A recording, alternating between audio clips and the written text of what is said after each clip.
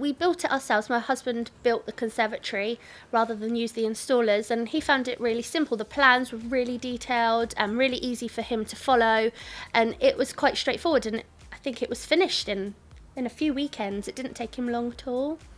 From inquiry to delivery, they were so helpful. They were constant emails and phone calls, just making sure that everything was okay, and if there was anything that was wrong on the plan, we just called them and they adjusted it. It was really, really easy, and they were so efficient and a lot easier than we thought it would be, actually. Yeah, really proud. We're really proud of the end result. It's really, really helped us to have an extra little space where we just can sit and eat together if we don't want. Sometimes the children get distracted by the TV if we're eating in the living room, so it's nice to be outside. There's no distractions, it's just family time.